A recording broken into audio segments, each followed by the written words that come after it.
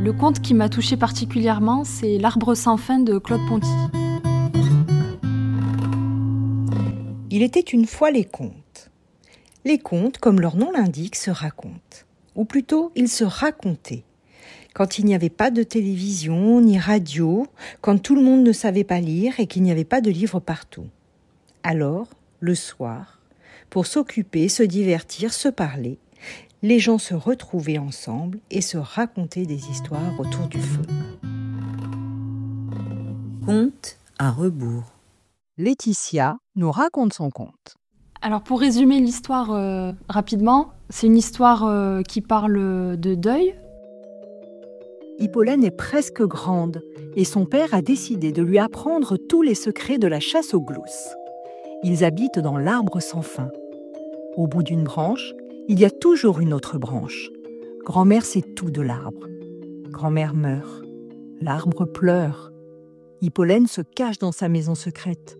Elle est si triste qu'elle se transforme en larmes. Et c'est le début de son immense voyage à la rencontre d'elle-même. Quand on est petit, on ne voit pas forcément. Ce dont je me souviens le plus, c'est l'univers très prolifique des personnages dans cette forêt immense, et avec plein de personnages et plein d'aventures, et aussi beaucoup de néologismes. Tout ça qui est très propice à l'imagination, mais en fait, c'est pas tant l'histoire en elle-même qui m'a marquée, mais plus l'univers. Dans une interview, Claude Ponty, auteur de littérature jeunesse, nous explique ce qui anime son travail. Je dessine pour des enfants qui sont en train de se construire, d'accepter des quantités de choses. Pour la trame de chaque livre, je tiens compte du fait qu'ils sont en train de grandir et de leur dire qu'ils peuvent y arriver. Mais je ne dis pas comment résoudre les problèmes, seulement que c'est possible. Je ne donne pas de recettes, je raconte des histoires qui montrent qu'on peut avoir confiance en soi. J'ai découvert cet album quand j'étais en primaire, je dirais vers 5-6 ans. C'était dans la bibliothèque scolaire de mon école. C'est la bibliothécaire qui nous l'a lu en classe, à la bibliothèque en groupe. Ce qui m'a énormément plu, c'est l'écriture de Claude Ponty qui est d'un côté simple et d'un autre farfelu. Et en même temps, les illustrations très originales et avec plein de détails. La combinaison des deux, en fait, m'a émerveillée et m'a donné envie d'explorer encore plus cet univers. En fait, cette lecture, ça me dirait le goût de lire parce que avec mes parents, on n'allait pas à la bibliothèque. Donc c'était vraiment le seul moment, la bibliothèque scolaire, où j'étais en contact avec les livres. Et vraiment, ce souvenir-là, je pense que c'est le plus ancien. C'est de là que j'ai eu envie, après, de lire par moi-même, de découvrir d'autres ouvrages. Et ça m'a suivi. Ça a été le déclencheur, je pense, pour mon métier aujourd'hui, qui est de travailler en bibliothèque. Alors, je trouve que ce qu'il y a de merveilleux avec Claude Ponty, c'est que la lecture pour les enfants, c'est une double lecture parce que ces ouvrages s'adressent, je trouve, aussi bien aux adultes qu'aux enfants. Et quand on est enfant, on ne remarque pas forcément les messages sous-jacents, comme là, par exemple, ça parle du deuil, mais d'autres vont parler de rejet ou de thématiques fortes comme ça. Et ce que j'ai retenu enfant, c'est bien sûr des émotions, mais surtout cet espace de liberté, d'imagination. Aujourd'hui, en tant qu'adulte, je vois à quel point il y a une profondeur, en fait, dans tous ces textes et ces illustrations. Et je redécouvre avec grand plaisir l'œuvre de Claude Ponty. En relisant L'Arbre sans fin, j'ai découvert une scène en particulier qui me plaît beaucoup. Alors qu'enfant, ce qui me plaisait beaucoup, c'était tous ces enfants, cette grande famille chaleureuse, etc. Mais la scène que je retiens aujourd'hui, c'est celle-ci. Il bondit sur Hippolène qui est devenue très brave.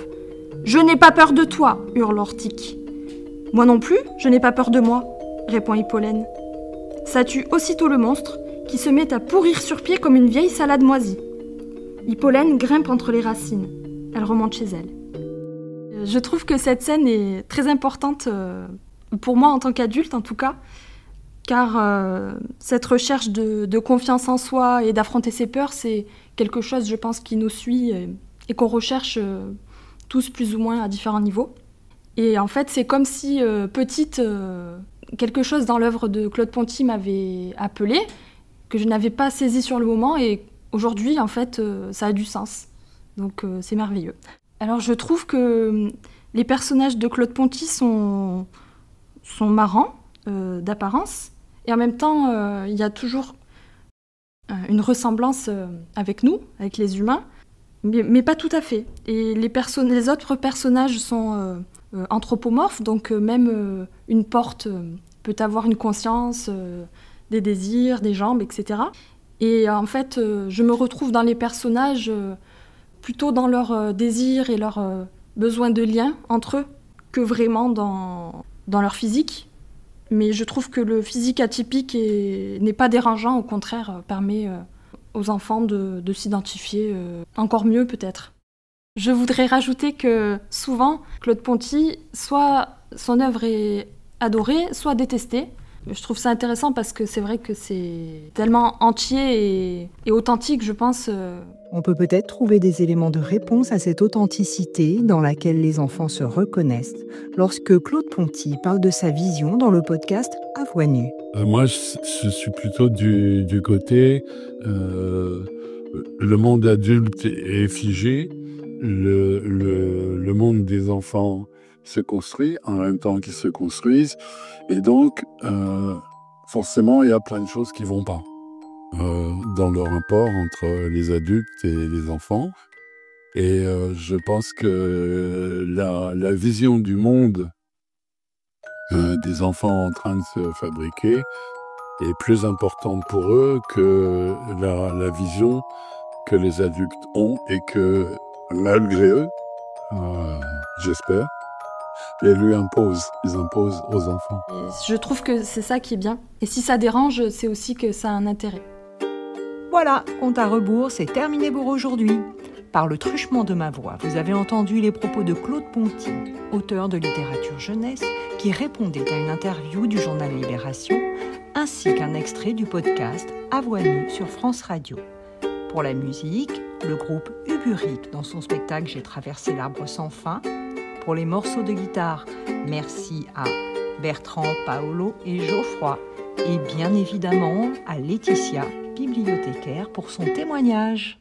Il était une fois deux princesses, Nathalie et Emmanuelle, qui vous donnaient rendez-vous pour de nouveaux épisodes de Compte à rebours.